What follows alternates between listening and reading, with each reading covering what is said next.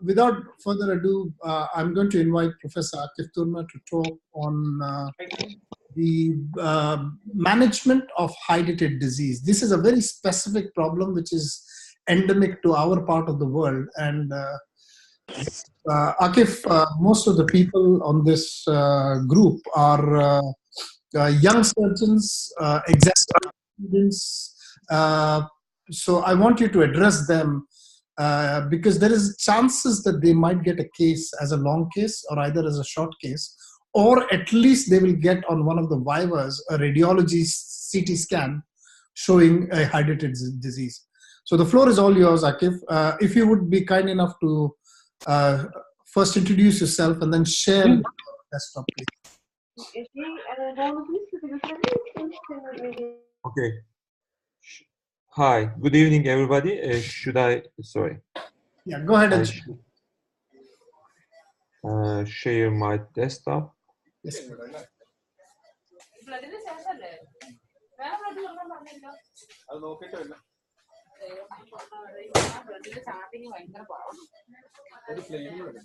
Okay, Akif, before we start, just a small instruction to all participants. Can you please make sure that your microphones are on silent because we don't want Akif to be disturbed with the background noise in your various locations. So Akif, the floor is all yours. Okay, thank you very much. Good evening, everybody. I'm Akif Turna from Istanbul. I am the professor of thoracic surgery. I have been working at the Istanbul University Cerrahpaşa Medical School, and I would like to talk about the surgery for Hydatid disease, as Professor Khan very nicely and kindly introduced. Today was a very sunny day here. I hope you have same kind of experience with the weather, but it's winter, of course. I would like to start with the Hydatid disease, the genesis of Hydatid disease, and then I'm going to talk about the surgical treatment of the disease, including the, of course, the minimally invasive treatment of the surgical Hydatid disease. So, as definition, it's a zoonosis caused by Echinococcus granulosus. It's also known as hydatidosis of hydatidosis. It's a pulmonary, of course. We deal with this disease as a pulmonary disease, but it also involves liver, bones, spleen, almost every organ in human body. The main cause, the frequent cause, is Echinococcus granulosus. It is the most common cause in this part of the world, but it can be caused by Echinococcus multilecularis, which is very rare actually, and also in South America, Echinococcus vogelii was actually and is isolated to be the most frequent species of this disease. Actually, because the reason the Echinococcus granulosus organism is a parasite, it cannot reproduce itself. It needs two species to reproduce. It needs a definitive host to form as a protoscolex, and also it needs an intermediate host. In intermediate hosts, eggs become hydatid cysts. Actually, this life cycle can be completed between a carnivore and a herbivore. It can be any carnivore and it can be any herbivore. For example, it can be completed between tigers and the rabbits. For example, it can be completed between fox and the sheep. The reason I show you this slide is that we actually deal with two animals as carnivore and the main carnivore and the main herbivore, which is dog and the sheep. Actually, there is no need. The human is not needed for this life cycle, but we play our part as an accidental intermediate host. We actually human can digest embryonic eggs in fetus when we human. There are some noises. Is it okay to continue? It's okay, Akif. The new people who are joining, they don't know the rules, so that's okay. Don't worry. I have the control, so I'm muting them. Okay. The embryonic eggs are digested by humans. Actually, it can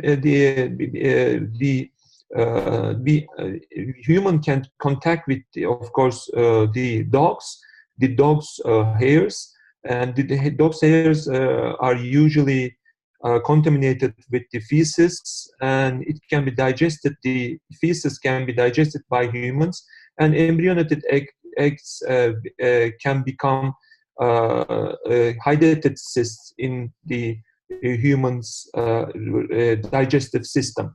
They can be traveled into the portal system, and the first organ is liver for the reproduction of the hydatid cyst. And from this organ, it can spread into other organs such as lung and other additional organs such as cranium, spleen. Sometimes even skin can be a site for reproduction. So in some parts of the world, it is so frequent. There are some reasons for that. In order to decrease the incidence, in order to decrease the prevalence of this disease, the internal organs should not be thrown into the open areas. The internal organs of the sheep should be buried or incinerated properly. In English language, there is a idiom or term as 6 feet under, which is used for tombs. The reason to use this term is that if you bury any organic materials 2 meters deep, it cannot be retrieved by the carnivores and any animals. So for this reason, internal organs after sacrification or after usage of these animals, the internal organs should be incinerated or buried properly. For this reason, because of the lack of these measures, appropriate measures, in some parts of the world, Echinococcus granulosus is unfortunately endemic. For example, in Turkey, in Afghanistan, in Pakistan, in some Middle Eastern countries, and actually it used to be frequent in some Eastern European countries, but after the appropriate measures have been taken, the incidence was reported to be lower right now. So as a summary, this is the reason for high incidence of Echinococcus granulosus in the lung. So I am having some lines here, but I don't know why.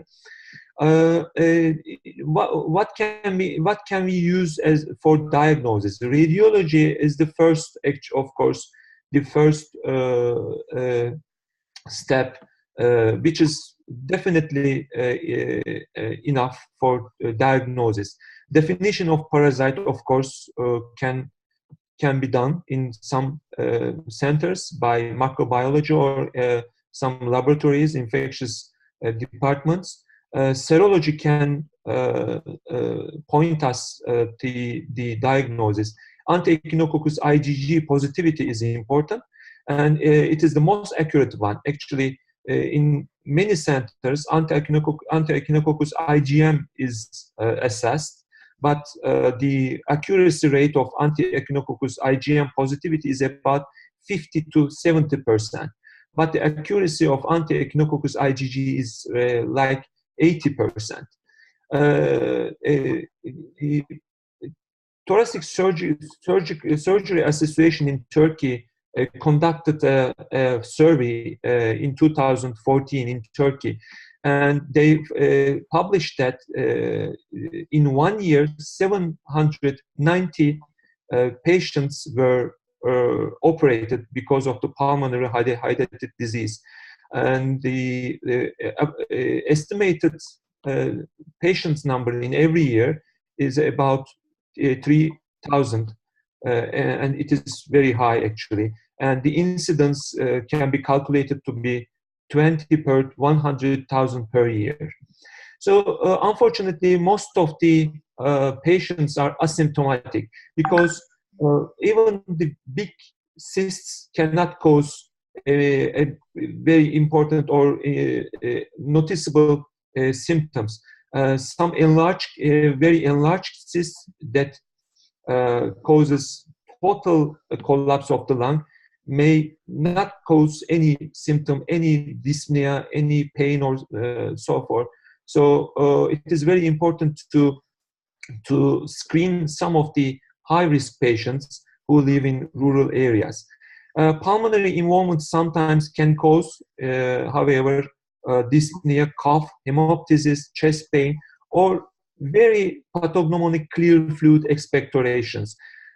Sometimes patient can define this clear fluid expectoration because it is very strange for the patients to have a clear fluid expectoration. They can define this expectoration as vomiting, but a physician should scrutinize this symptom very carefully in order to understand if it is vomiting or if it is a pathognomonic clear fluid expectoration. So when we look at the chest X-ray, it is actually very straightforward to understand if the patient has pulmonary hydatid cyst or not. In this chest X-ray, it is very easy to understand that this patient has very ill-defined, low-density cystic lesion in his lung. As you see here, you can see the pulmonary parenchyma just behind the lesion. It means that the lesion is low density in nature. So why? Because the lesion has very clear fluid, very low density clear fluid. This is why we see it as a low density opacity, or in the same time we can see the pulmonary parenchyma behind it. It is not possible in the patients with pulmonary mass or tumor or other lesions. When we look at the chest CT, it is again very easy to understand if the patient has cystic disease. As you see here, the density is low. We can understand the shade of the gray area, as you see, and it is easy to compare this gray shade with the aorta. So aorta is wider than the cystic area. So this density should be lower than the blood density. So it should be clearer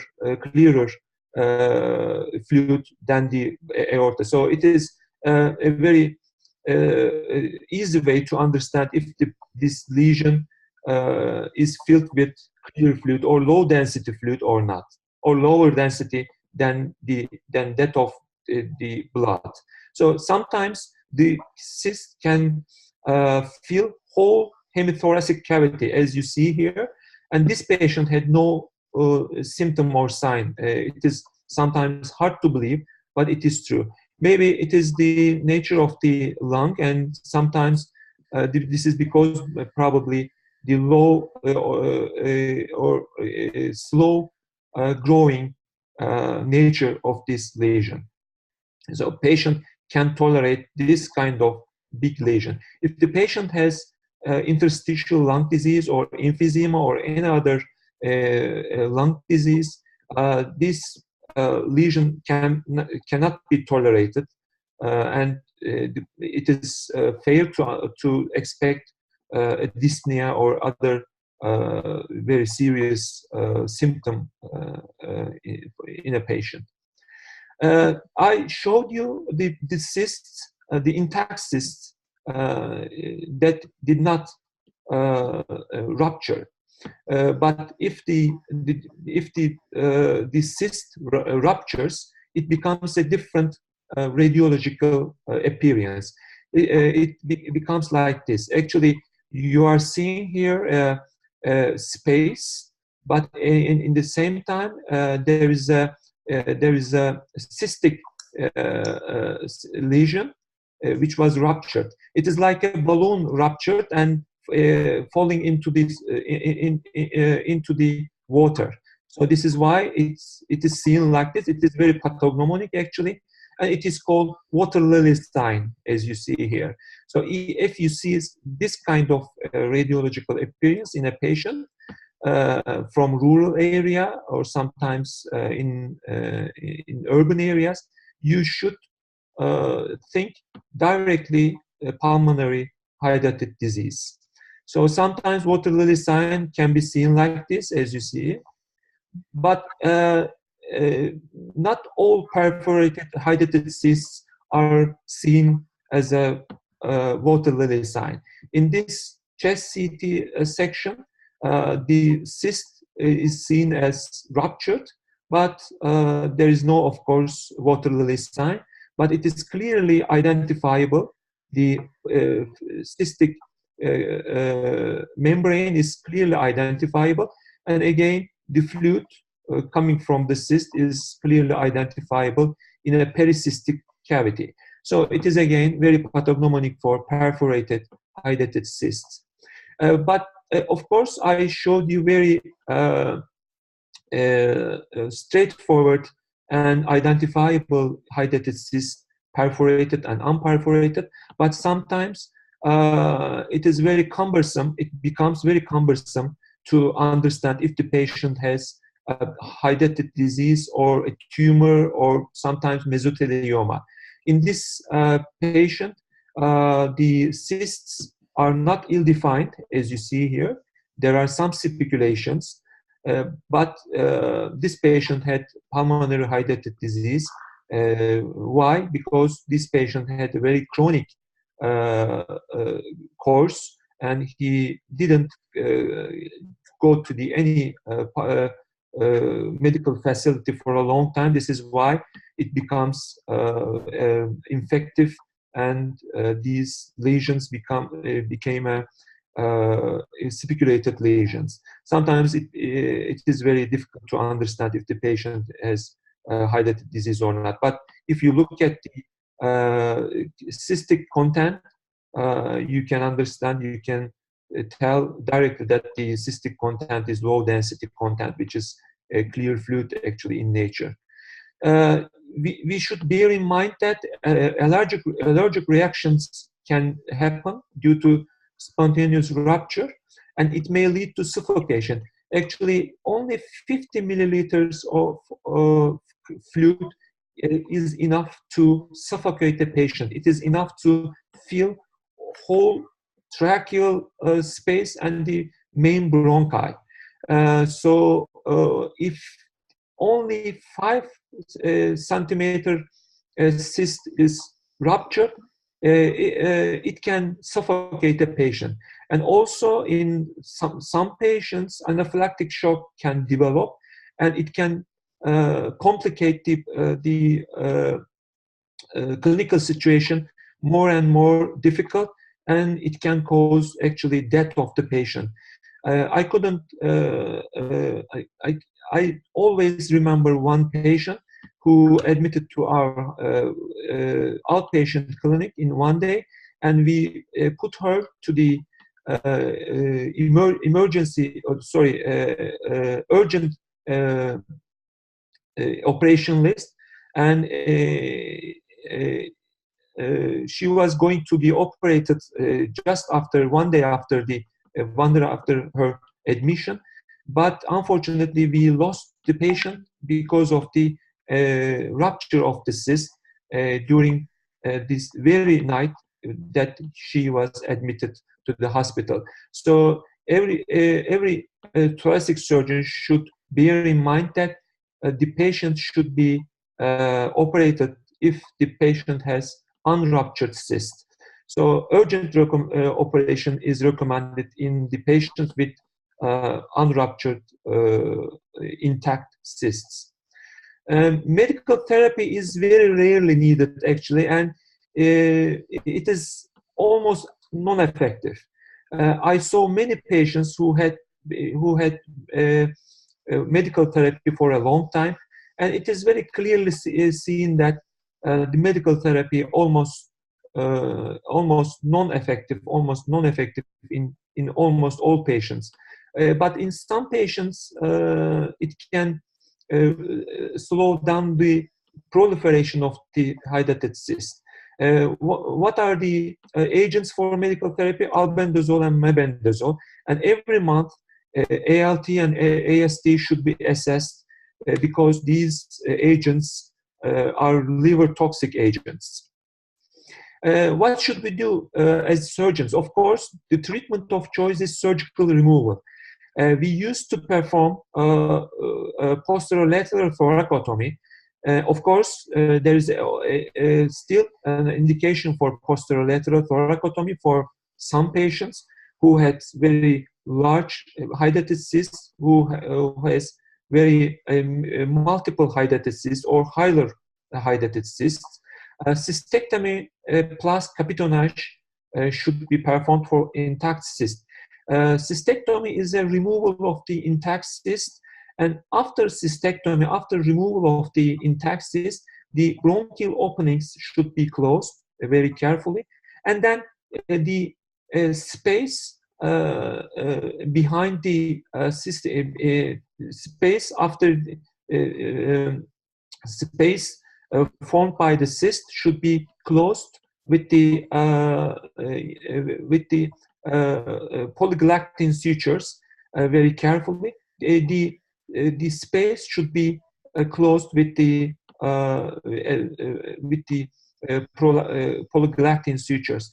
If the cyst is ruptured before it is diagnosed or before the surgery, cystotomy should be performed. Means that removal of the ruptured cyst and then closure of the bronchial openings should be performed, and then capitonage should be done in the patients. I recommend capitonage for all patients, but it is actually not mandatory for all patients. I will show you one of our research regarding this issue.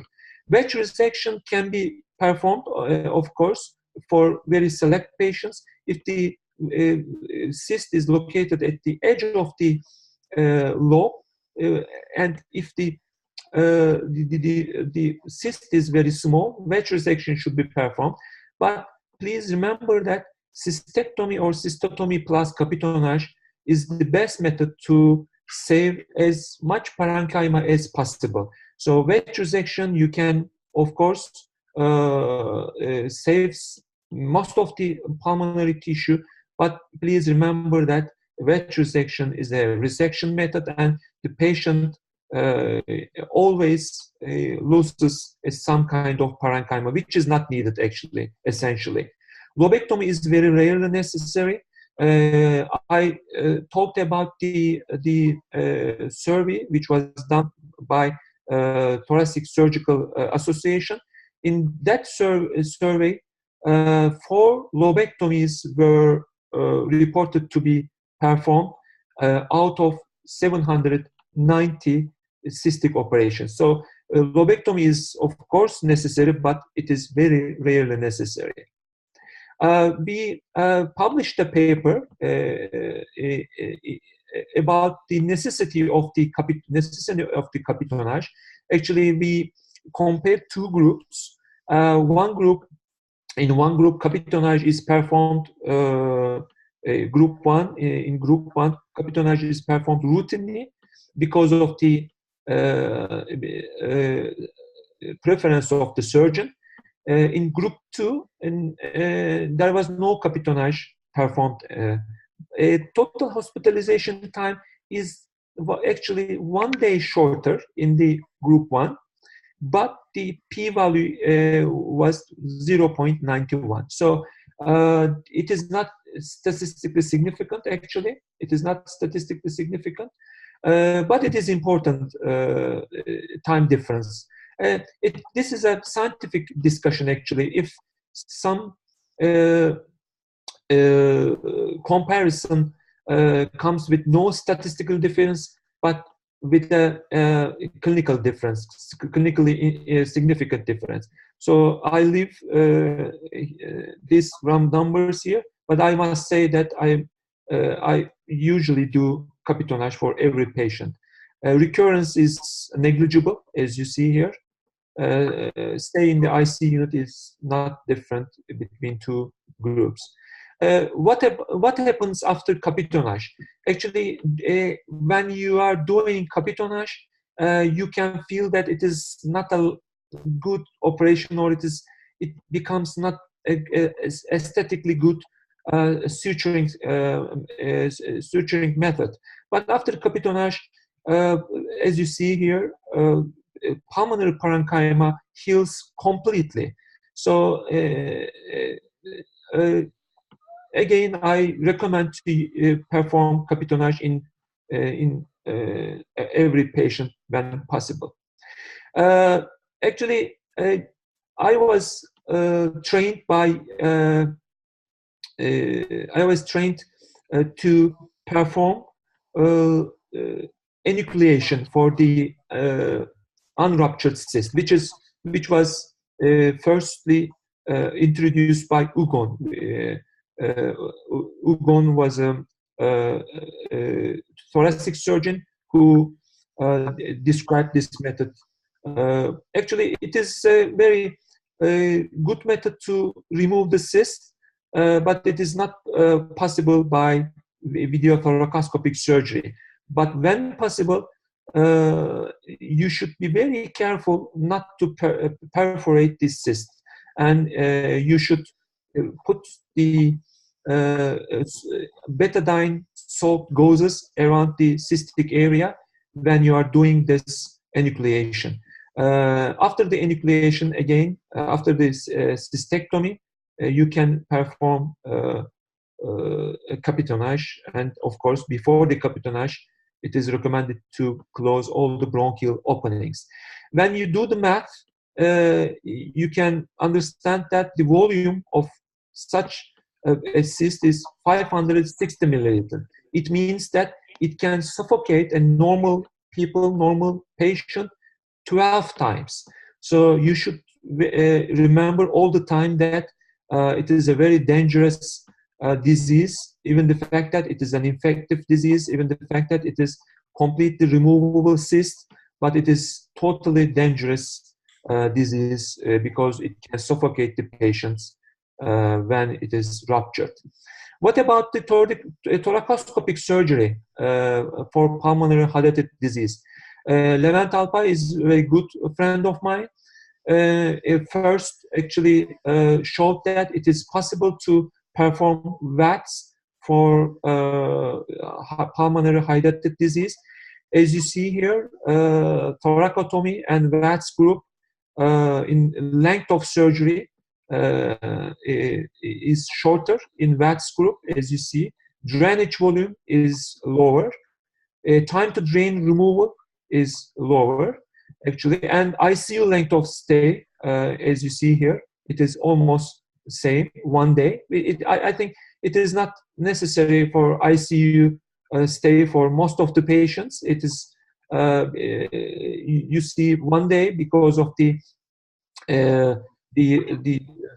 surgical unit's preference, actually.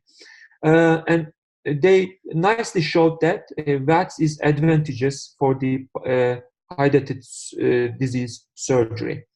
What about the postoperative pain? It is as expected, it is lower in VATS group, as you see here, 1 hour, 24 hours, and 1 week. It is totally lower, and the pain VAS scores are lower very differently. I recently wrote a paper for a minimally invasive approach for pulmonary hydatid disease, including our surgical experience. And I happen to collect and put all together in one table, as you see here. Actually, video-assisted thoracoscopic treatment began in 1994 with very small number of cases. There are some case reports here. Levent published the paper, which is the first comparative series here, and there are some papers from Turkey again, and total 221 cases can be seen as this in this table. And when you look at the literature, it is it can be very easily seen that the video thoracoscopic treatment is totally safe, and of course it causes less pain, less shorter hospital stay, and maybe even lower cost, hospital cost.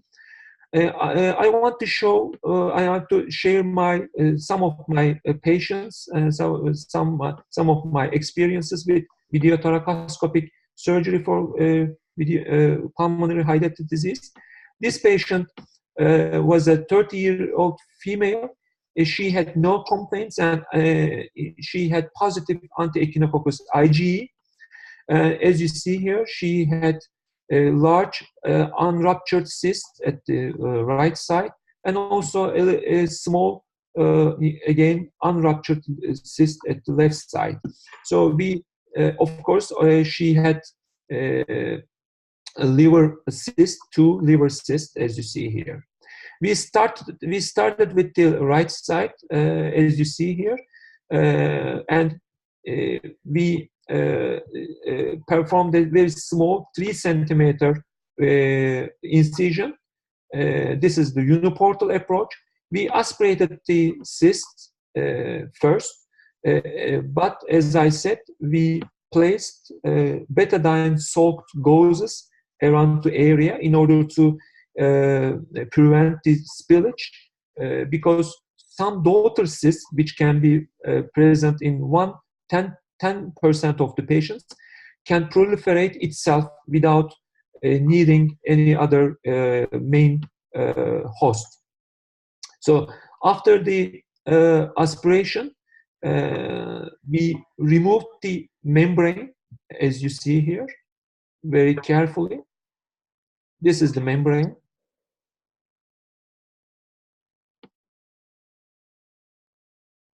It is possible to do via one incision only.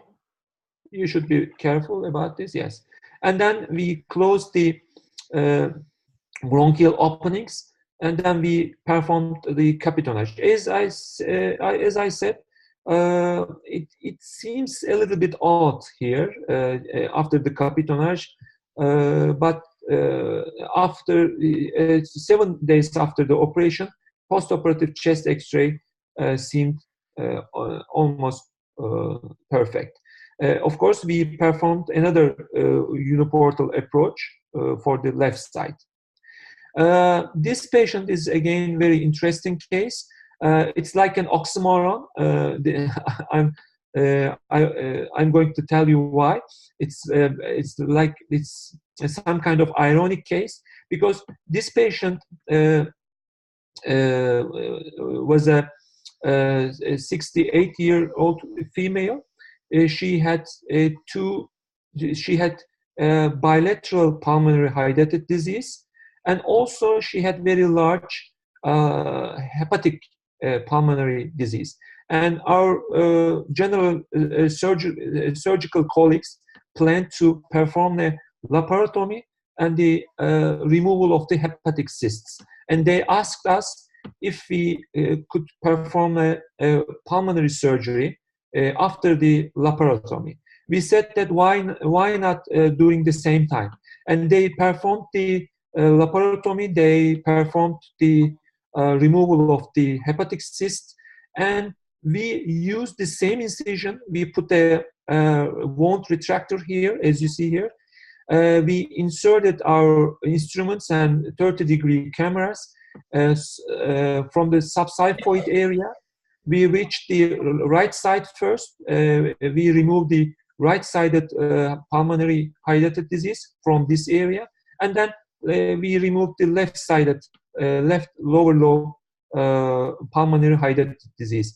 I called it oxymoron because we performed a very delicate, I would say, subxiphoid incision, subxiphoid surgery, only uniportal surgery, but the patient had also a very large laparotomy. So anyway, the patient was treated at one operation with this, and as you see here, it's very interesting to see two tubes coming from the belly, as you see. The patient went well, and she has been well for after the surgery. This patient is again a very difficult patient. She is 62-year-old female. She had no symptom, and she had surgery for multiple hepatic cysts.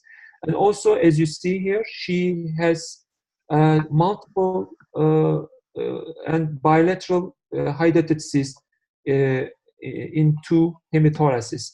There are many hydatid cysts in the right side and the left side, as you see here. And we performed thoracotomy for this patient, and we performed more than 20 cystectomy plus capitonage, but the patient developed ALI, acute lung injury, after the operation. Actually, she could not be extubated at the operating theater, which we didn't expect, actually. But after 15 days, she could be extubated. She is right now at our ward. She has been trying to walk around the ward, actually. The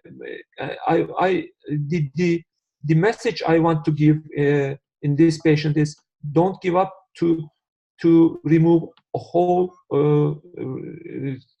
hydatid cystic lesions, even if the patient has bilateral multiple hydatid disease. Talking about the bilateral disease, I would like to share our previous patient.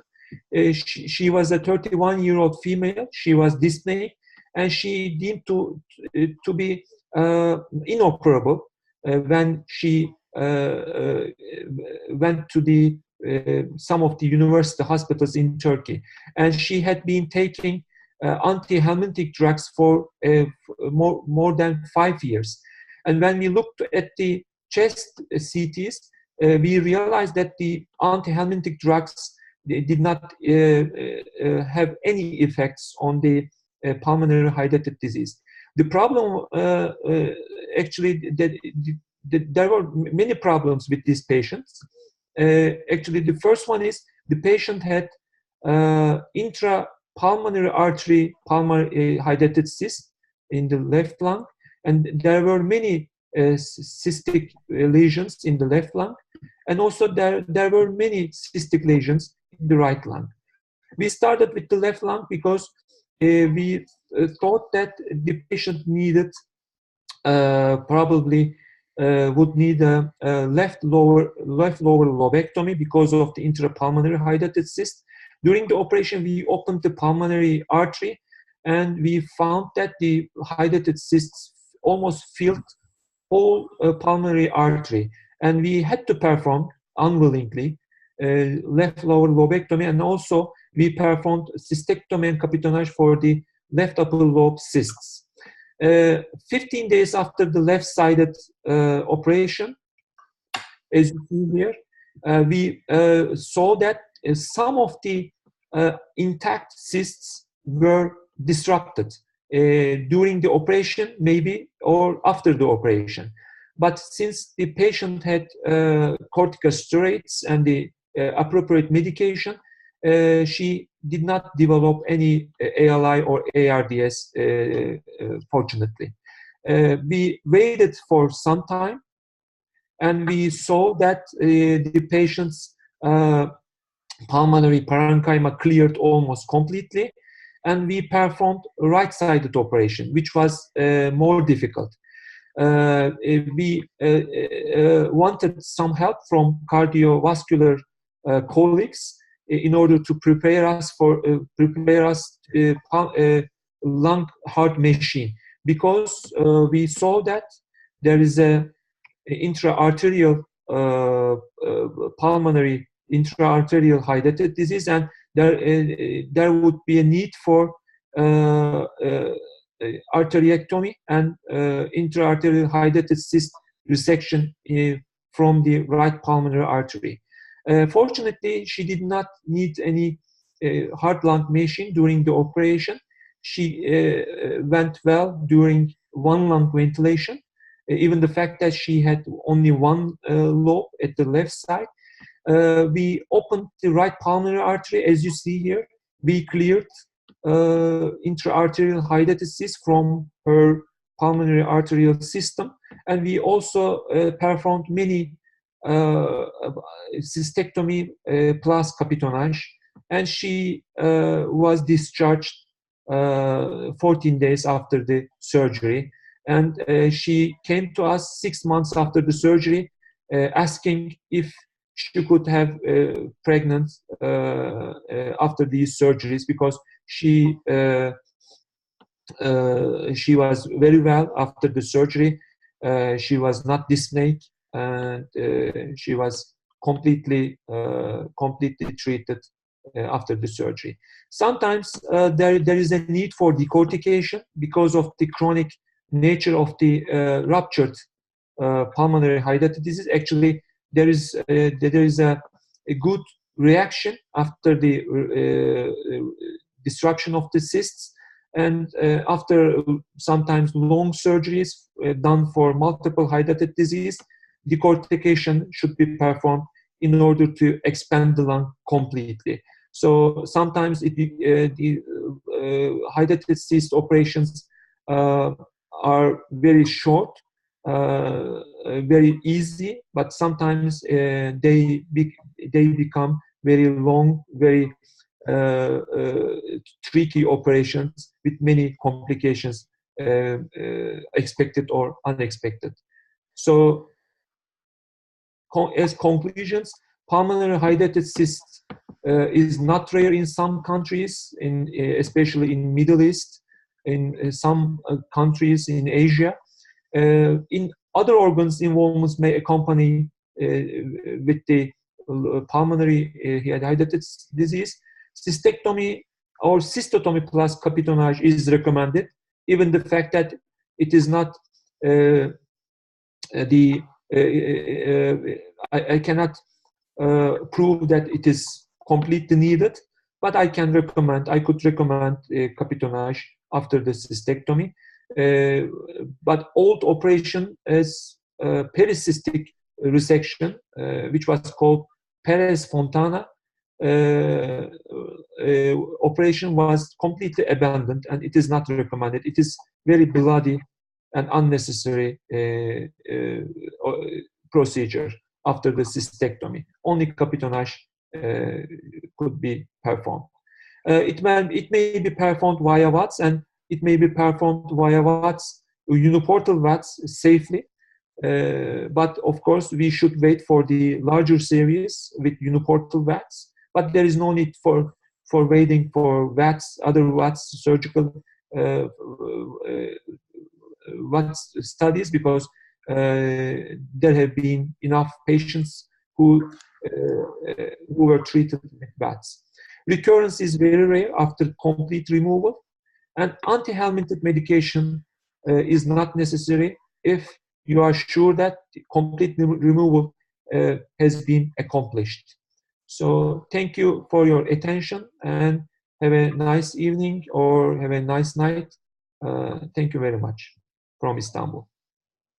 Thank you very much, Akif. That was a really fascinating talk. Would you just stop sharing the screen so that we can have you on the? Yeah, good, excellent.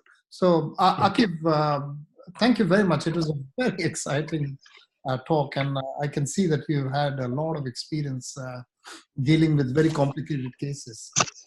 Now, what we do at this stage, Akif, is I will moderate on behalf of the students because these guys are acutely exam going. I want to highlight some points for them, and I'll ask you some questions, and then we will leave it open to the floor. Is that okay, Akif, with you?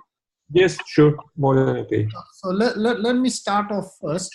Akif, I just want to sort of reiterate to the students that this is one of the few diseases in thoracic surgery which have two hosts, okay? So they have two separate hosts. As Akif showed a beautiful diagram, one is the inner circle and one is the outer circle. There are two separate hosts. So it could be either a dog or it could be a sheep. So one has to be a carnivore, one has to be a herbivore. So that's the first thing that you have got to remember.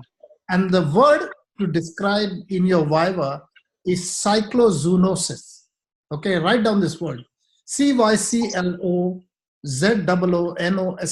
cyclozoonosis. Cyclozoonosis means an organism which has two hosts. Okay, so that's the first thing you got to remember about Hydatid disease. The other point that you want to remember is that that humans are always an accidental victim. They are not part of the natural cycle of Hydatid disease.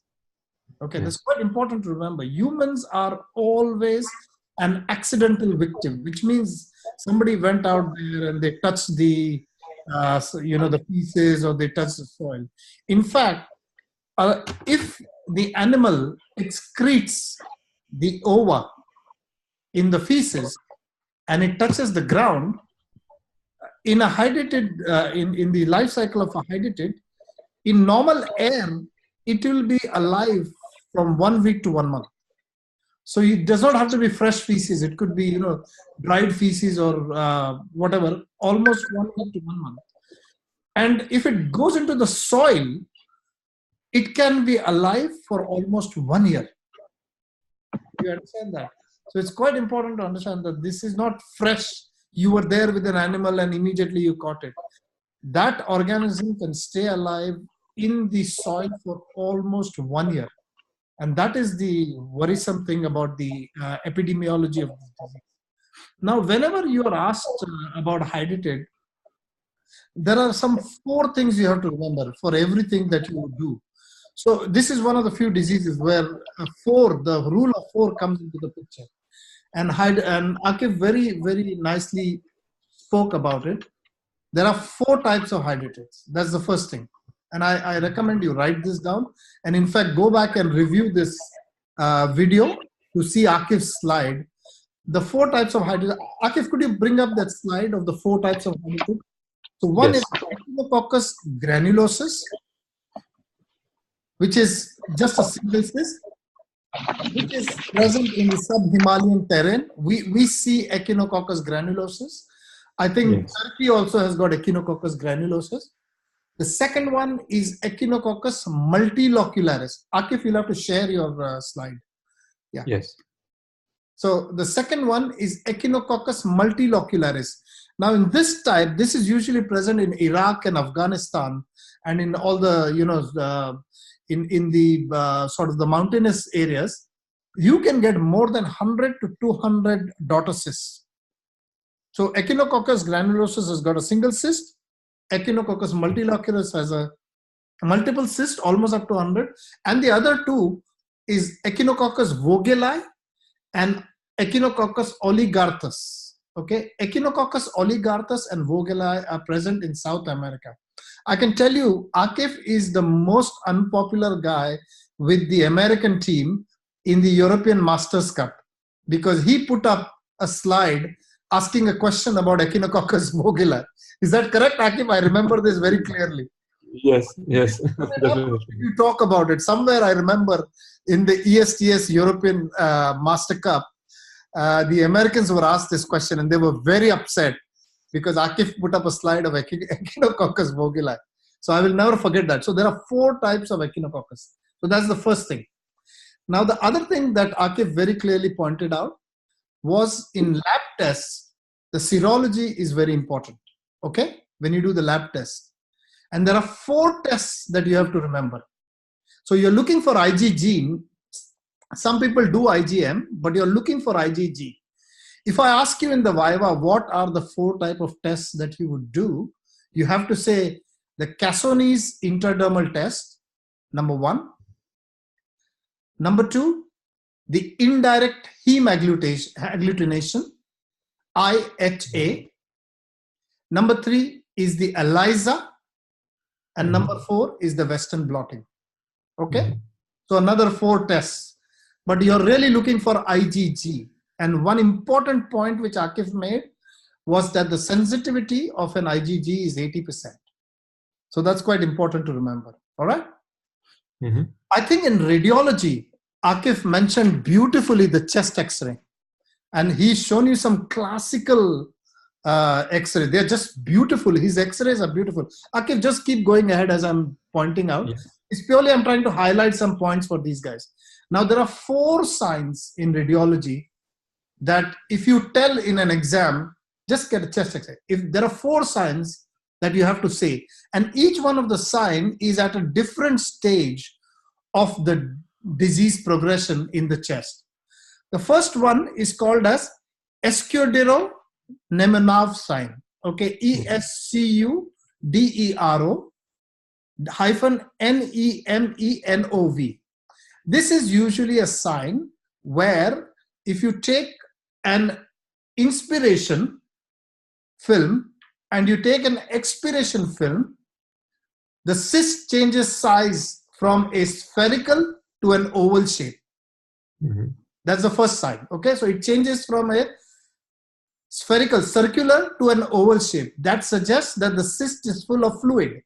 And when you increase the intrathoracic pressure, the cyst gets collapsed.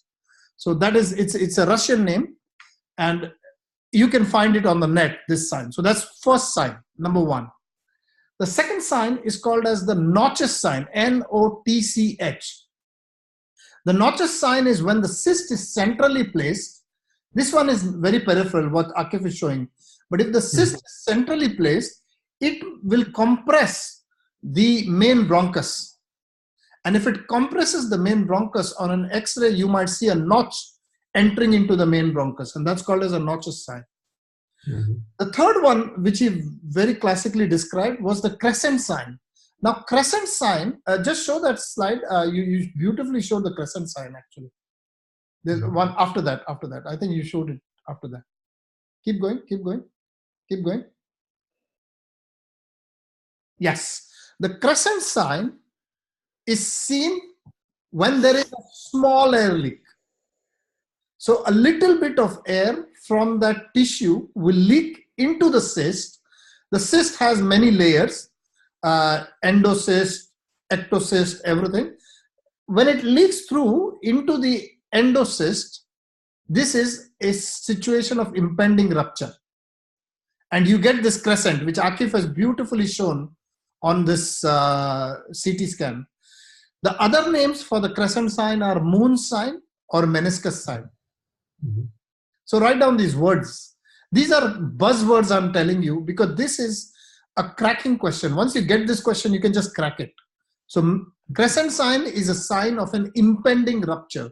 That means small amount of air has leaked into the cyst.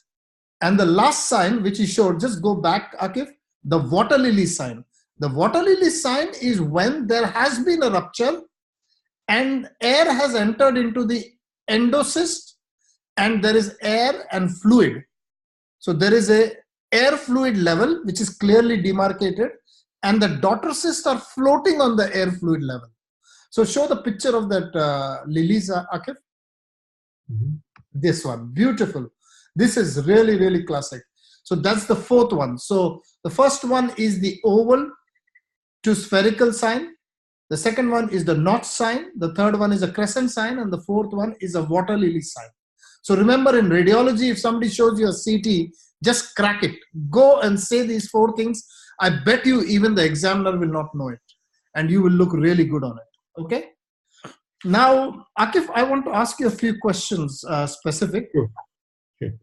Now, when you get a patient who has Hydatid, will you operate on this patient without giving antihelminthics, or do you give antihelminthics for a specific amount of time?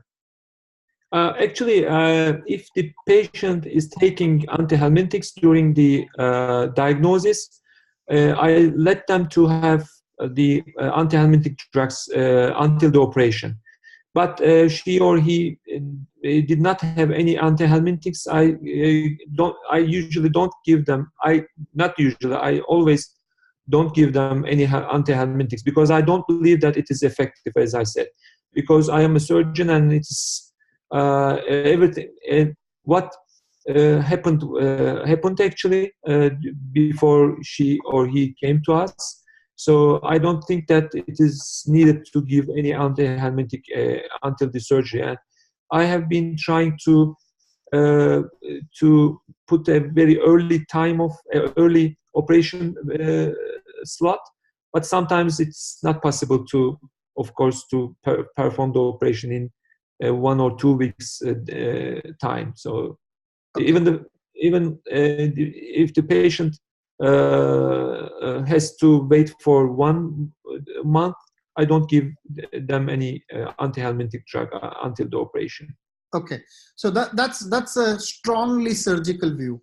Now, as candidates going for an exam, you are not advised to have a strong view one way or the other.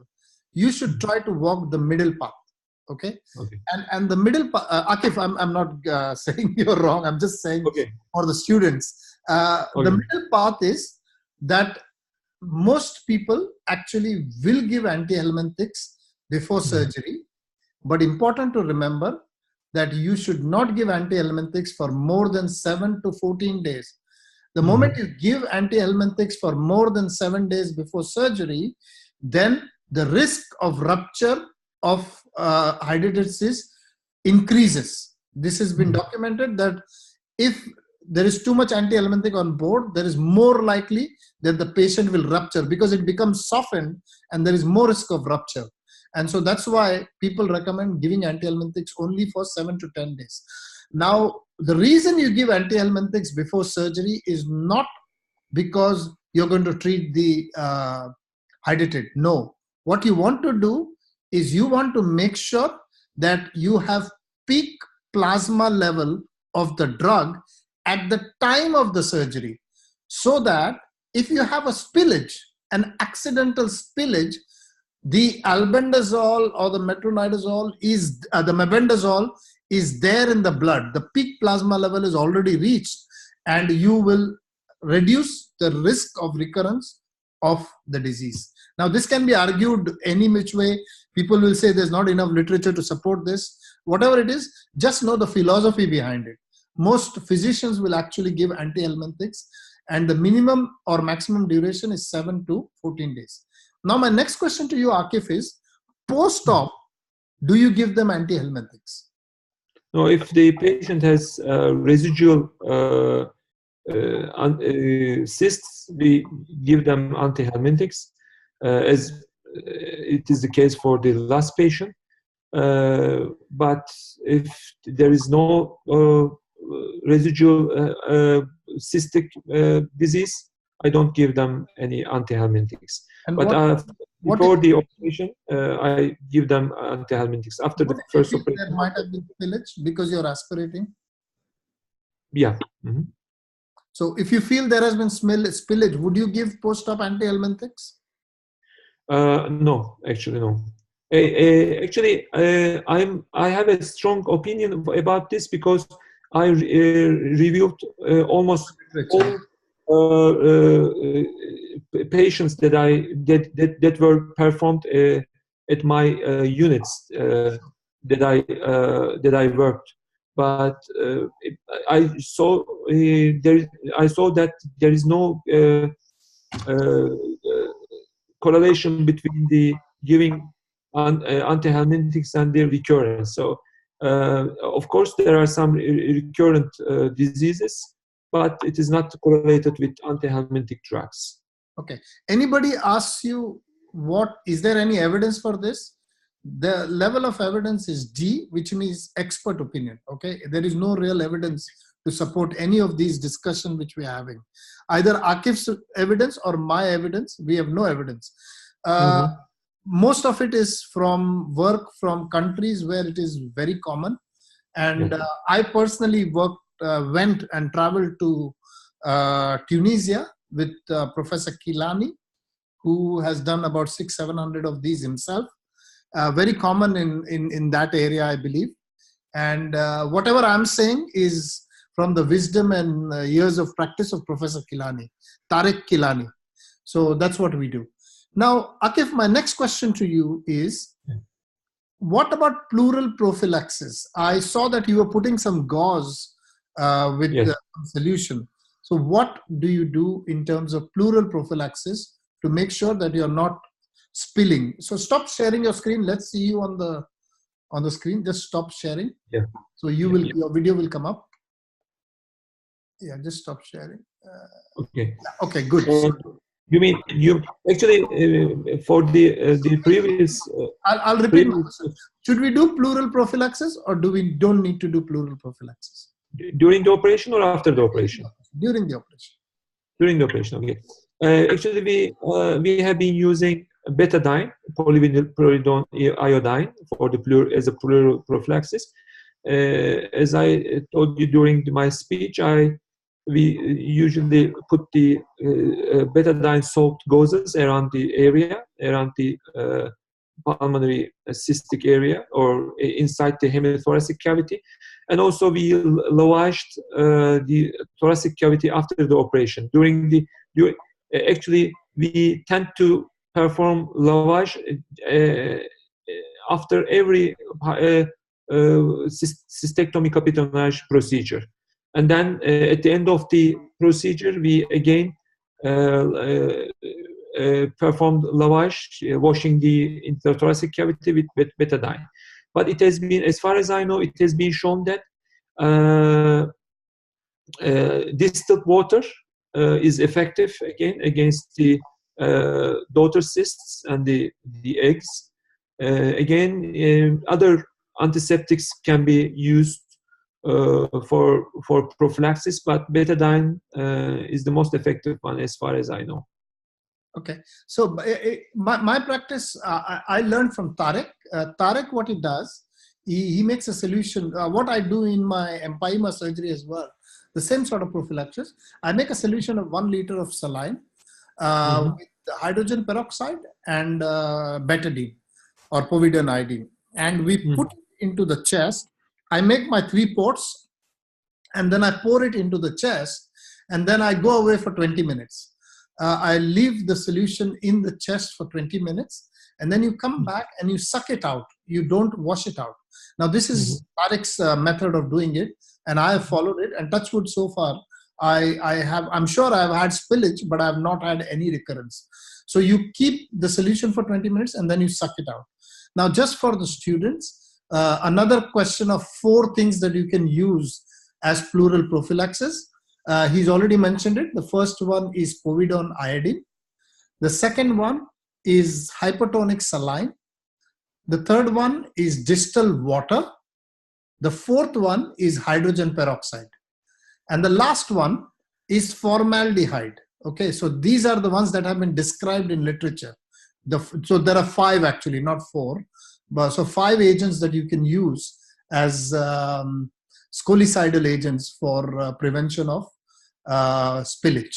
Now, Akif, you did mention, or some surgeons do have this technique of putting in a needle, as you know, a 2-channel needle, aspirating the cyst, the contents of the cyst through one channel, and then pouring the scolicidal through the other channel.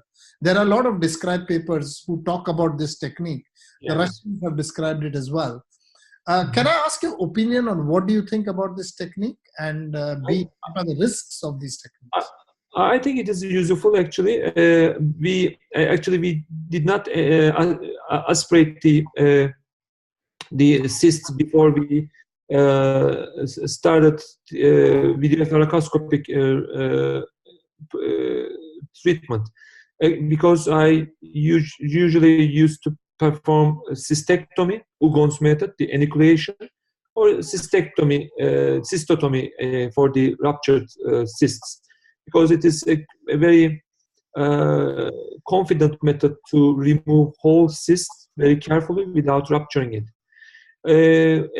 Regarding this method, with needle with the two channels, it is very. It seems very useful, but we didn't have two-channeled needle. Actually, when I used one-channel needle, normal standard needle, I am convinced that it is okay to use one needle channel, because when you put the needle very carefully inside the cyst, it is possible to remove whole cystic content without without a spillage, or with a very little spillage. So, but it is useful. It can be used. It can be used for only VAT surgery. I don't think that it is useful for open thoracotomy, because your job is to remove the cystic cavity, cystic membrane, if it is not ruptured. Okay, so one of the problems with using a double channel needle, with injecting a scolicidal into a cyst, is number one is obviously if you're rupturing it, you have the little risk of spillage. That is not so much of a problem. The problem is, we know that hydatid cyst has endobronchial communications. That is why you actually do capitonage. We know that there are bronchial openings, and whatever we are using as a scolicidal agent, povidone iodine or hydrogen peroxide, is, if you inject it into the cyst, there is a possibility that you might actually cross-contaminate the same lung, or you might actually push hydrogen peroxide into the other lung and cause severe acute lung injury. So nowadays, more and more people are hesitating to inject the cyst with scolicidal. People are okay with aspirating. They don't mind aspirating the cyst and letting it collapse and then enucleating it. But injecting a cyst with scolicidal has a risk that you might cause an acute reaction to hydrogen peroxide or to betadine. Even betadine endobronchially is not well tolerated. And as you know, that it gets absorbed through the bronchial mucosa into systemic circulation and can cause cardiac arrhythmias. So it's very important to be very careful if you're going to be injecting something into the cyst. So this is a risk. So in the exam, if somebody asks you, you should say, these are described techniques, but the worry about it is that you could have endobronchial spillage or contamination of the normal lung or the opposite lung. And that is a real worry with these things. Okay, now what is the layer, when you're resecting this, what is the two layers between which you go to enucleate the cyst? Just for these students, before you answer that, there are 4 layers in the cyst again. So one is the endocyst, then there is the germinal layer, then there is the ectocyst, and there is the pericyst. Okay, so the pericyst is not part of the hydatid. It's actually the inflammatory reaction of the lung, which forms a thickish covering around it. It is the 3 layers inside which are part of the hydatid. So Akif, what is the layer? When you're making an incision on the lung, what do you open and what layer do you enucleate out? Actually, we remove the germinal membrane, actually, and we don't, of course, as I said, remove the pericystic layer. It used to be operated. It used to be done in probably until 1980s, but it shouldn't be done. The pericystic cavity heals completely after the operation. So only germinal membrane should be removed, and then bronchial openings should be closed, and then of course capitonage. I don't know if you do capitonage in every patient or not. I do capitonage in every patient. That's my standard practice. But that's an important point you just made, that when you make your incision on the lung, you actually go through the pericyst. And it's very difficult to differentiate the pericyst from the ectocyst. You should be very careful. Pericyst, and you enter into the cavity and you take out the germinal layer and the endocyst, which means all the daughter cysts that are lying around, you suck them all out. You cannot actually take out the pericyst. If you start taking out the pericyst, you will cause a lot of bleeding and a lot of air leak, because it's a hugely inflammatory thing. So again, 4 layers: endocyst, germinal layer, ectocyst, and pericyst. Just a couple of tricks that you can follow when you're doing this. One is, of course, you get into the correct plane and you use a peanut to dissect it all out. The second one is actually called as the anesthetic trick, where you incise the ectocyst and you ask the anesthetist to go on 2-lung ventilation with gentle insufflation, not just straight into your face, but they gently will squeeze that cyst from inside out for you. So a positive pressure ventilation will cause the cyst to come out through that little narrow opening that you've made. And if you're doing it by VATS, it's technically a little challenging, but what you could do is keep a bag in the chest through your port and take the cyst in the bag and then aspirate it in the bag before you pull it out. So that's one of the tricks that you can do if you want to take out the cyst intact. What he showed you a picture of a complete cyst coming out. And most people nowadays don't do it by VATS because they're worried that it will rupture. But the trick is to take it out and deliver it into the bag in the thoracic cavity and then suck it out before you take the bag out. So that's some of the tricks that you can have that you follow. Akif, can you just describe to them what is capitonage? Just technically describe to them. What does the word capitonage mean? They use the word, but they don't understand it. So what do you do? Actually, it is essentially closing the space left behind the left, actually formed by the cystic lesion. So after the closing the bronchial opening, sometimes there is very small space to close. But in most of the cases, after the closure of the bronchial openings, there is a space inside the lung. So if you don't close the space, it can cause prolonged air leak, or sometimes cystic accumulation inside the space. So there can be some methods which can be used. As one method, you can use sutures to close it. Actually, I prefer to use spiral sutures to close it. It is a good method to close it, because with spiral sutures you can understand the deep of the space, and also it is possible to close the corners of the space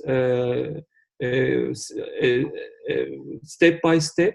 I start with the deepest point in this space, and I close the deepest point, and then I come to the surface one layer by layer with spiral sutures. And sometimes at the middle of the procedure, I have the lung inflated a little bit in order to see if there is any residual air leak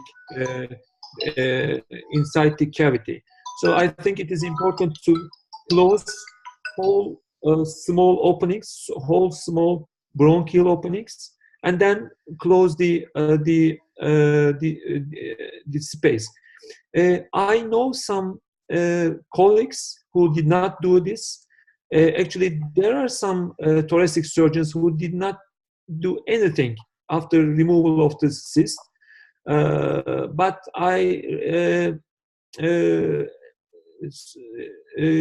observed that it takes a little more time to heal it, actually. Usually the hospital stay is usually higher than 7 or 8 days. So lung is very miraculous, if I would say, organ. It heals very quickly in many patients, but sometimes it takes time to heal it, to close the space. So essentially it is a closing method. It is a delicate and appropriate closing method. You can use any geometric suturing. If it works, it works, so it can be used. Okay, very, very well described. Just a couple of points I want to add for the students. Once I have taken the cyst out, what I do is I'll take a bit of saline and put it into the cyst. And I will ask the anesthetist to gently reinflate. I want to actually identify each of the endobronchial communications. And I suck the fluid till I see where the bubble is coming from. And then I'll put in a stitch on each of that endobronchial communications separately. So instead of starting straight away and starting to collapse, I will look for each and every opening, which might be 2 or 3. Usually it's not that many. If it's a big cyst, you might have a few. So I'll put a couple of stitches in the depth, identifying each of the stitch with this, the tire method, where you put the fluid and then suck it down till you see that. And then I'll start doing exactly what Akif has described. Sometimes I go horizontal, sometimes I go spherical. I don't know. I don't know what makes me tick at that time. It's just ease of convenience. Because we're trying to suture by VATS, very often the technique is dictated by the access to the cyst, and you decide which is the best way to suture. Because very often you're actually suturing backhand to get your sutures through these cavities. So yes, I agree with you. And I really like that slide of yours where you clearly showed that on table it looks awful actually. When you have done the capitonage, the bloody lobe of the lung looks awful. It looks as if it is completely shrunken, and you feel, what the hell? This area will be completely atelectatic and will look as a collapse afterwards. But surprisingly, and he showed a beautiful X-ray of the post-op, these things heal beautifully. And a few weeks down the road, the X-ray looks absolutely normal.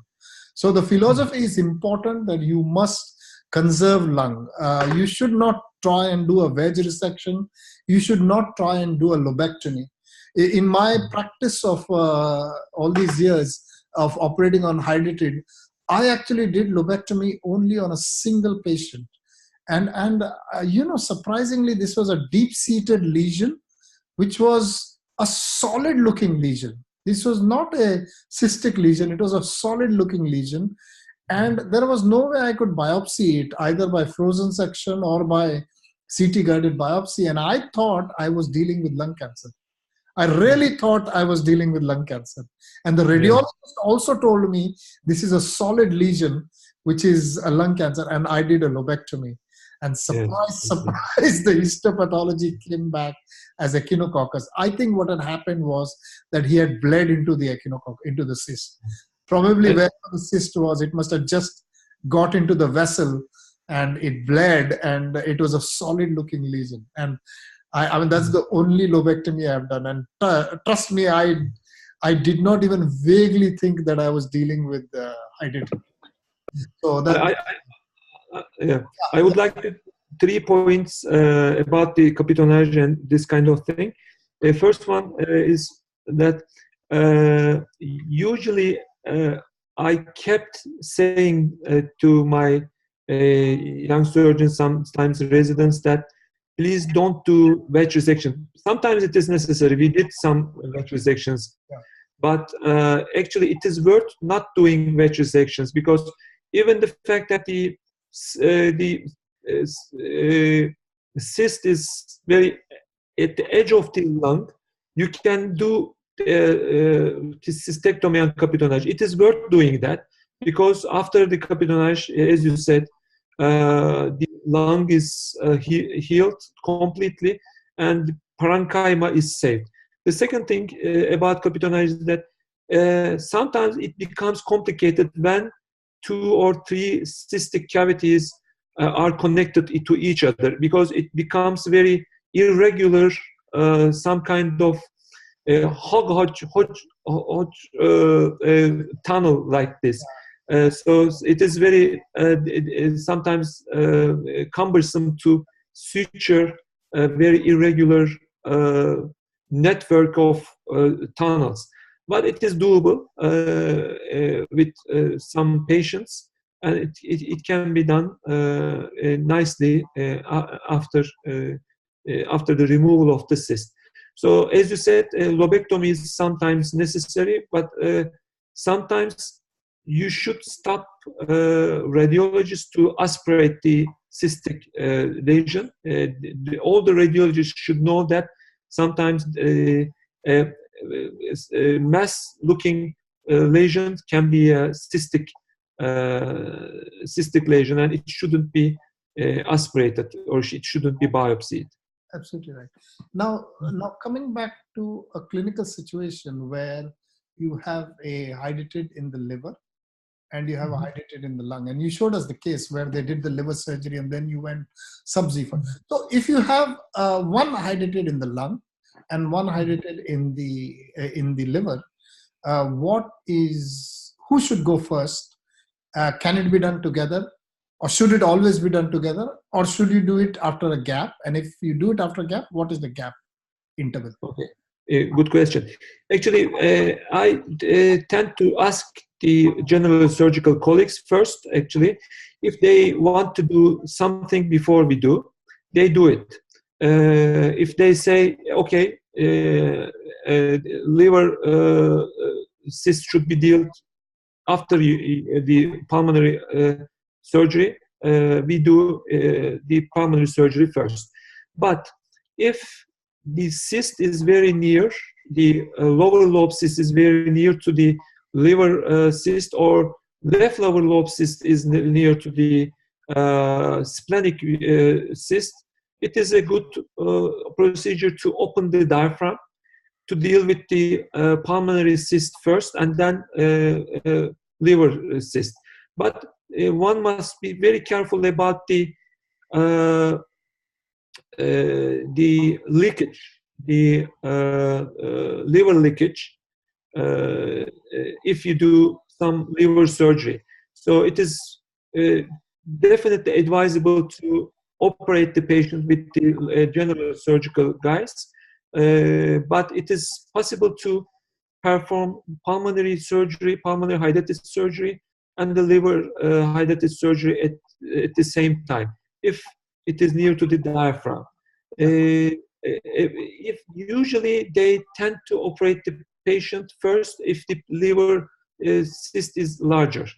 After the experience that I showed you, we tend to operate the patient together with the surgeons, with the general surgeons, because it is possible to reach to hemithoracic cavity just after the laparotomy. But it would have been nicer if they had performed laparoscopic surgery. One chief surgeon during the operation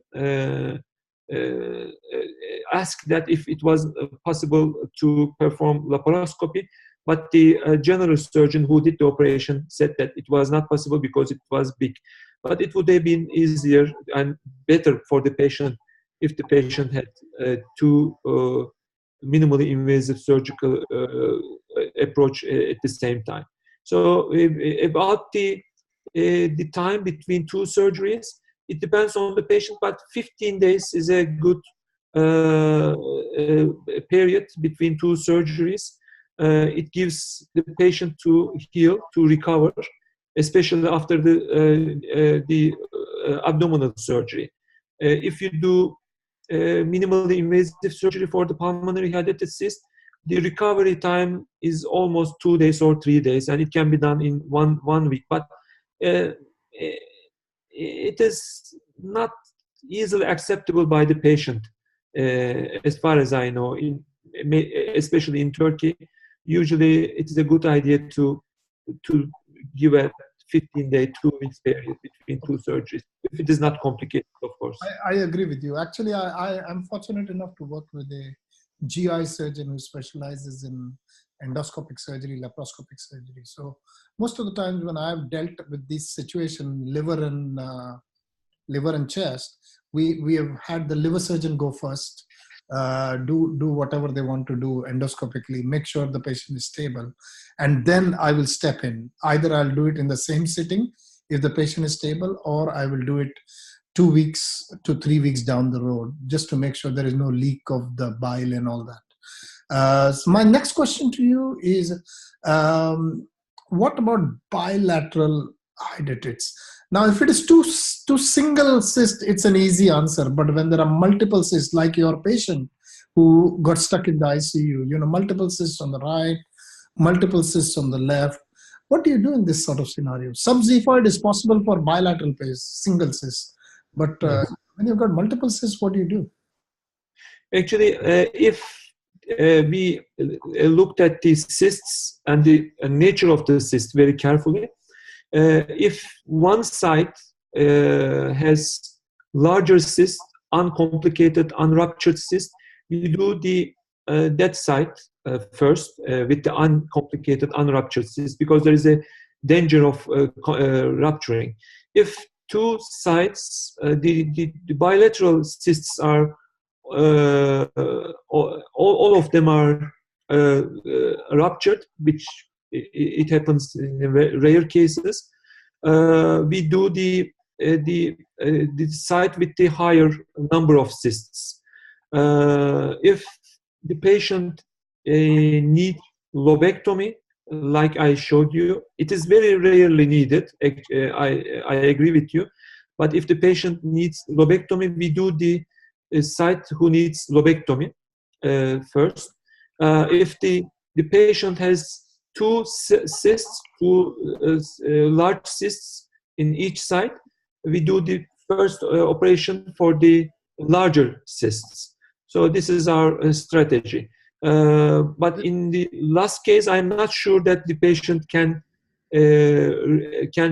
recover after the second surgery, because she developed ARDS after the first surgery, ALI. Almost she developed ARDS, but she had acute lung injury. But I don't know about the last case, but this is what we do. Okay, so just to reiterate, these are very important points which Akif has made, that I'm just going to repeat it for the sake of remembering. So first point he made was that if there are bilateral cysts, then the uncomplicated side gets operated first. So that's the first point. Please write that down, that you operate on the uncomplicated side first, so that one side is already ruptured. So there is a risk of rupture during surgery. So you don't want the normal side to be contaminated. So you operate on the uncomplicated side. The second point he made is that if there are no rupture on both sides, then you operate on the side which has more number of cysts or larger cysts. Okay, so yes. More number of cysts or larger cysts. Yeah. And the third point, what was the third point you made, Akif? I forgot acutely. If the patient has one side has the larger number of cysts, we perform larger number of cysts, and if the one side needs lobectomy or some kind of resection, we do the resection first. Okay. All right. So quite important. Okay. Remember these points. These are very important points, and we are repeating just for the sake that you guys understand what to do. Subxiphoid that you did was by VATS, Akif? Yes, by VATS. Okay, good. So you could do this by VATS, subxiphoid. Now, in my personal practice, I do not try to operate on both sides at the same time, purely because every time that I've done it, the patient has struggled in the post-operative period. I've always found that, they have post-operative pain, they are in the ICU for longer, or they get, ventilatory difficulties and things like that. Even though I'm doing it by VATS, I personally prefer to operate one side at a time, let him get Yes. better, and then I operate on the other side. I remember one lady who came from Iraq, and she had only a very short visa, I think 2 or 3 weeks, and she insisted that I operate both sides, and it was locularis, multilocularis, you see. So 100, 150 cysts in one and the same on the other, and we operated on both sides, and I tell you, she definitely had to extend her visa. So I shouldn't have done both sides. It's just the experience is not good. Okay. Yeah. Now that was a fantastic discussion, Akif. Yeah. About the bilateral disease, actually, if there hadn't been a possibility to perform bilateral subxiphoid operation, we wouldn't have done it, actually. For the residents, I must say that bilateral operations can seem to be feasible and doable at first sight, because you can do sternotomy, you can do bilateral thoracotomy, you can do bilateral video thoracoscopy, and I was asked many times if it is possible, was possible to perform bilateral operation for pulmonary metastasis, sometimes bullectomy, as in this case, Hydatid disease.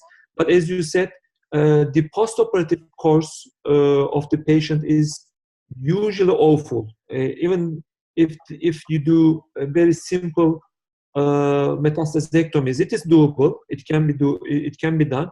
But because of the trauma, because of the bilateral operation impact on the patient, it becomes very bad and unrecoverable for the patient. So I don't recommend bilateral operations for most of the patients, but in that patient, the patient tolerated very nicely, and after laparotomy, she didn't complain any pain about the thoracic operation. Last question before I open it to all the residents. Post-op prophylaxis, do you give any antihelminthics, or is there any evidence out there which says you should give or should not give, or is there any benefit, or what is the strategy? I can simply say that there is no strong evidence to recommend antihelminthic drug in a patient who had completely who had removal of whole cysts. Actually, if we perform a complete operation for two-side cysts or one-sided cysts, we don't give any antihelminthic drug. But after the first, in a patients with bilateral cysts, we give antihelminthics after the first operation. But after the second operation, or after the operation in a patient with only one-sided cyst, we don't give antihelminthic drugs, actually. But obviously, there is a need for randomized trial for that. Okay. So there is no real consensus on this. I'm just going to give you an answer from a pulmonologist point of view, what my pulmonologists have told me and what the international pulmonologists have told me. When you're dealing with a granulosis, echinococcus granulosis, my pulmonologist will give 4 to 6 weeks post-surgery, purely because she's worried whether I've spilled or whatever. So that's one. And if it is a multilocularis, the Iraqi people, actually, the pulmonologists say you should give it for at least 3 to 6 months, if not for a year. There is no evidence to support one or the other. So in the exam, you can argue both ways. You can say that some people say you should give, some people say there is no need to give. So it doesn't matter. Okay, thank you, Akif. Now I'm going to leave the floor open for all the residents. You know the way how we do it. When you want to ask a question, first thing first, you have to unmute your mic and you have to put your video on and then identify yourself. Say who you are and which institution you're from, and then please ask. Is that okay? It's just so that Akif knows who he's talking to. And when you put your video on, you will come on the screen. So let's go ahead with that. And I'm very happy to see that we have a lot of Turkish participants as well on the panel. So I can see everybody's names. So guys from Turkey, feel free to ask questions. I'm sure Akif will not mind answering them. Okay, go ahead. Who wants to ask the first question? Nobody wants to ask you questions. Oh my God. Either we have covered it too well or they're already asleep. Yeah. Yes, Amol. Amol, you were going to take Yes, sir. Sir, I'm Dr. Amol from New Delhi, AIMS, sir. Sir, what are the options in patients who are not fit for surgery? Are there any other non-surgical options for Hydatid disease? Actually, I think there is no surgical option for the Hydatid disease who cannot be operated. But I think almost all patients can be operated. In every patient with bilateral disease, every patient with a large cysts at the two sides, even if the patient has multiple cysts in multiple organs, he or she can be operated. I don't know any effective method other than surgery. So, Amol, I know. For the pulmonary cyst, of course.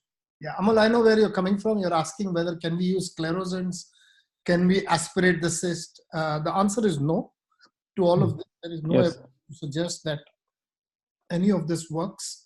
The only thing that works is surgery. If you are technically just not possible, then anti-helminthics, but that's a very bad prognosis for the patient. So the best prognosis is to operate on the patient. Just a couple of points I remembered in the physical symptoms that he said. Very often the cysts can rupture endobronchially, and the patient will give you a sudden history of cough and also coughing out grapes. You know, the daughter cysts come out in the cough. Yes. And they look like grapes. So sometimes if they tell you they have coughed up grapes, that's it. You're dealing with Hydatid disease. And the other point which I want to make for the students is when you talk about Hydatid and you've already finished reading, there are just two more things you have to remember. Two more types of cysts. One is amoebic liver abscess, which can actually rupture into the chest. And, anchovy pus and all that classical things about amoebic liver abscess. And the second one is cysticercosis. Cysticercosis is a specific disease with a different type of parasite. I forget now what is the name of the parasite. But cysticercosis can present with cysts in the lung. The only thing to remember with cysticercosis as opposed to Hydatid is Hydatid usually doesn't go to the brain, whereas cysticercosis can go to the brain. So before you operate on anybody with cysticercosis, it is mandatory to do a CT brain because they may have residual cysts in the brain, and you may just operate on the lung and miss completely the other cysts in the body. So two more, amoebic liver abscess and cysticercosis. Okay, next question. I'm Dr. Vikas from All India Institute of Medical Sciences. When you say there is no role of sclerosant and aspiration, this is only with respect to pulmonary Hydatid, or it's for liver Hydatid also? Because they say something with pair therapy, perforated aspiration and injection. I don't know what they do in the liver, to be honest. Chest, there is no role. I'm not sure about liver, what they do. Akif, do you know what they do about it in the liver? I'm not sure actually, but pair is done very routinely. I think it stands for puncture, aspiration, inspiration, and reaspiration. But it shouldn't be done for pulmonary Hydatid cysts. No, it is totally. I actually happened to review one paper in which the surgeons performed pair for the pulmonary Hydatid cysts, but as far as I remember, the mortality rate was 20% or something like that. Of course, the paper was rejected. I recommend to reject the paper, but it is harmful. It is dreadful. Actually, it is completely the opposite. Such a paper should be accepted and published so that you realize what is the disadvantage of doing these sort of techniques. So people should know that. But the conclusion was it can be done. You should have written an editorial on it, you know. Okay, next question. Who wants to ask the next question? Put your microphone on, and once you start speaking, we'll see you on the screen. Anybody else wants to ask? Your Turkish guys are all very quiet. Jizem, Ismail. I actually want to say something about the word capitonage. Yeah, Ismail, can you put your video on? We want to see you. I'm unavailable for a video feed. Sorry. Okay, no problem. That's okay, Ismail. Tell us. I'm a little bit shy. That's okay. He's my resident, by the way. Oh, all right. Okay. Yeah, I'm very proud of being a resident of Mr. Akif, and we have lots of cystic cases recently. I hope you enjoyed this discussion, Ismail. I hope it was. Yes. We have listened to Mr. Akif talking about the many other forms of the this disease before, but it was another knowledge for us as well. You didn't hear Dr. Khan give his opinion, you see, so now you've heard both of them. Yes. Okay, so tell us something. The capitonage word is actually originated from the French word capitonner. It's actually a furniture technique to dimple the coals to just form a hurricane shape to the like the chair you are sitting on, Mr. Han. We actually suture the cavity from the center to the peripheral zones in order to eradicate the space completely. But even we suture the emptiness in the lung very tightly, we can see after the early post-op X-rays, chest X-rays, some of them shows the exact lesions looks like appearing all the same, like you didn't even touch them because of the reaction of the just as you said, Hydatid disease is forming post-operative early days, but after another day or two, the lung expands fully and recovers very well. And Mr. Akif tells us, stay tuned, it will heal better and better. Fantastic. That's so helpful. Good. Yes, it happens. This is why I showed you 15 days after the surgery. I agree with you. They are so awful, these X-rays. Same thing with decortication as well. You know, in decortication, the X-ray after the surgery looks worse than it was before the surgery. And then 3 months down the road, it starts to look a bit better. So yeah. Okay, who else wants to make a question? Thank you, Ismail. We appreciate your input into the. Thank you. Anybody else wants to know? Jizem wants to tell us something, or Melek wants to tell us something? At least introduce yourself, so it'll be good to know you guys. Jizem doesn't want to talk? Gizem is one of my residents again. Come on, talk. We are waiting to hear them. Okay, so we won't force anybody. So I think that's been a great discussion. Anybody else? I'll give you the last opportunity to ask questions. Everybody happy? So thank you very much, Akif. It's been such an honor and a privilege to have you with us. As I've been telling you, these sessions are going to change the way we teach thoracic surgery. I know why Ismail doesn't want to put his camera on, because he's sitting in his shorts and half-sleeve vest, so he doesn't want to be seen. I'm quite shy. Ismail, I'm telling you, all my students are actually lying on the bed, half asleep while they are listening to these lectures. But this is the way we are trying to promote teaching and education, that we get into your house, in your environment, in your comfort zone, and we bring the knowledge to you. And that way we feel that it is much more receptive. You're in a much more comfortable zone. And again, we have taken away the time limit. So we don't have a time limit on this discussion. And whoever wants to log off can log off. We are not forcing anybody to stay on. So thank you very much, Akif. And this video will be published live on Thoracic Gurus. That's the website. So for the newcomers and your residents, Akif, they can go to this on YouTube. There is a channel called as Thoracic Gurus, Gurus. Gurus means teachers. So, you know, in Indian language, the word guru means a teacher. So there is an S at the end of it. So a lot of people have lectured on this, and we are going to continue this series through the year. And everybody is invited to join in. We love when new people come on, and we love you asking questions. And that is why we give you the topic beforehand, so that you read up about the topic and then you can understand it better. So once again, Akif, thank you very much. And I will sign out. I will end the meeting. On behalf of all the students, I really want to thank you for your input into this meeting. It's been a great talk. Thank you. Thank you. It's my pleasure. Well done.